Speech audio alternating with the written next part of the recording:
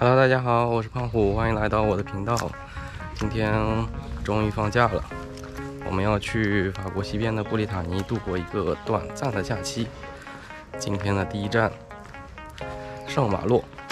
那我们现在出发吧。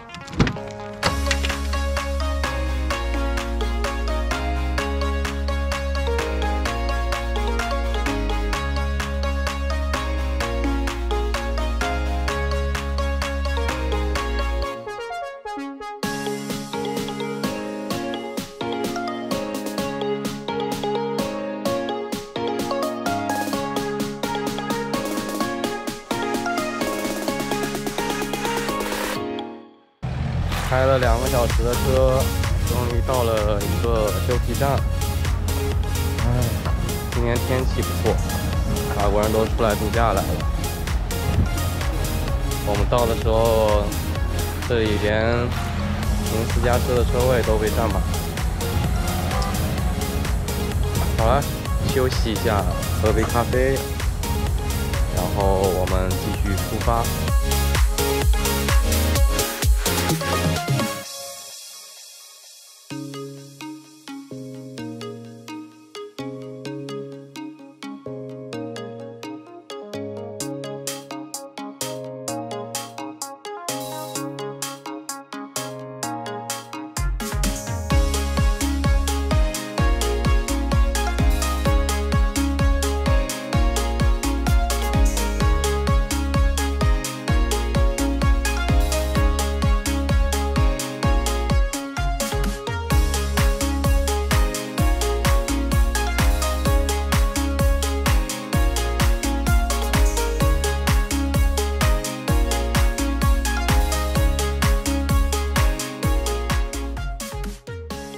终于我们到圣马洛了，来带大家看看我们今天要住的民宿。这是一整套别墅，被改造成了很多间小的民宿，我们就住在旁边的这个小房子里。我们居然在民宿的门口墙角下发现了一棵还未长大的果树，大家来看一看，这个是桃子吗？房间不是很大，但是还挺温馨的，而且这里距离圣马洛的海滩也不是很远。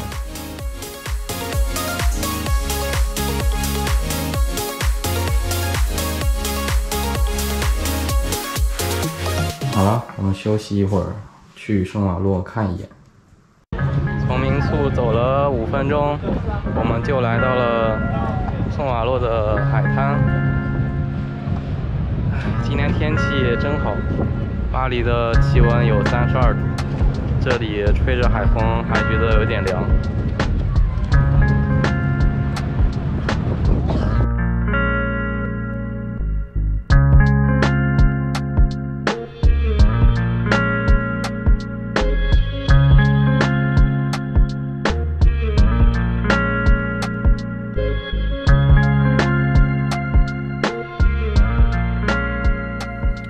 圣马洛位于法国西北部的布列塔尼省，是该省的第2大城市。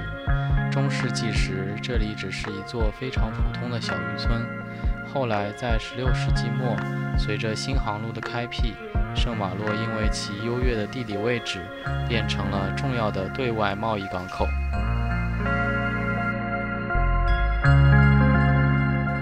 提起海盗，大家最先想到的可能是加勒比海盗里的杰克船长，或者海贼王路飞。殊不知，圣马洛也因为海盗而闻名于世。16世纪新航路开辟的时代，这里聚集着众多职业海盗，他们都持有法国国王颁发的职业证书，感觉有点像法国政府特批的海上民兵。他们并不侵扰平民的船只，只针对英国、德国的政府商船。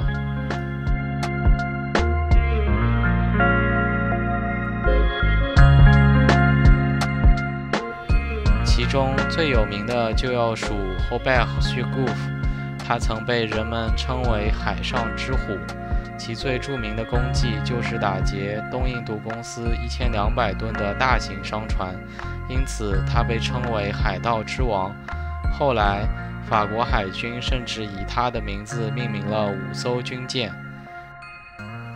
除了海盗，新航路开辟时期，圣马洛也成为了渴望征服大海的水手与充满冒险精神的伟大航海家的乐园，其中就诞生了著名的航海探险家 Jacques Cartier。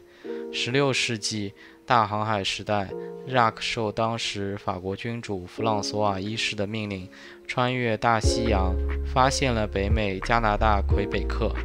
此后，一批批的法国人移居到魁北克，所以他也被称作加拿大最早的开拓者。这估计也是为什么今天加拿大魁北克省依然是法语区的原因。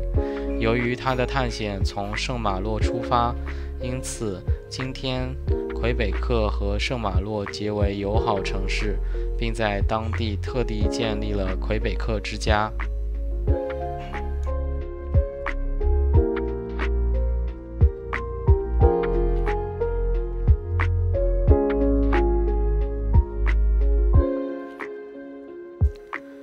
二战时，由于德国人的轰炸，圣马洛城内原先保留完整的中世纪建筑几乎全都变成了废墟。如今的圣马洛古城其实基本都是二战后法国政府重建的，不过其依然很好地还原了中世纪时法国民居的风格。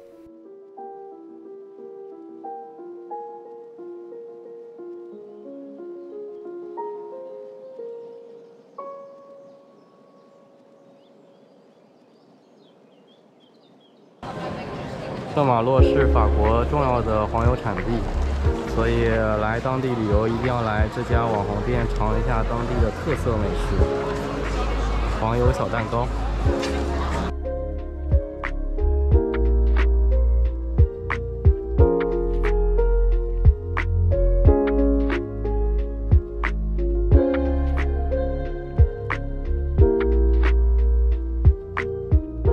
为了在圣马洛城门口边上找了一家咖啡馆，点了一杯冰茶和一锅清口，先随便吃一下。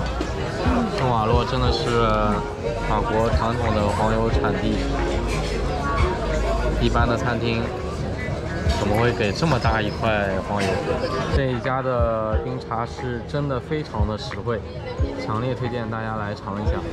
这么大一杯才只要6欧，而且不像很多餐馆做的冰茶就是拿市面上的饮料加白开水兑的，他们家的冰茶非常的浓郁。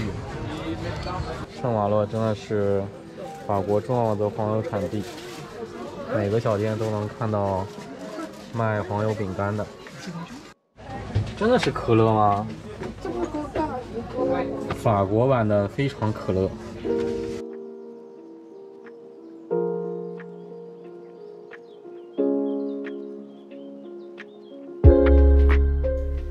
由于毗邻大西洋，这里的人们还要对抗来自大自然的挑战。这里每年冬季都会被剧烈的海潮侵袭，大潮时，海浪甚至会越过堤坝拍在岸边。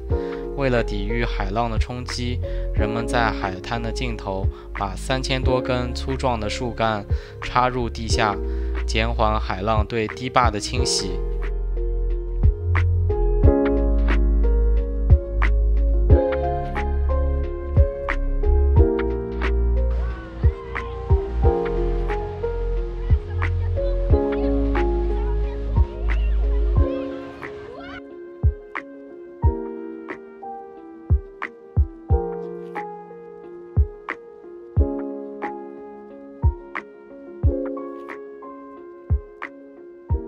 到圣马洛的当天正值法国国庆，视频的最后请大家亲身感受圣马洛港口的节日焰火。感谢大家的收看，我们下个视频见。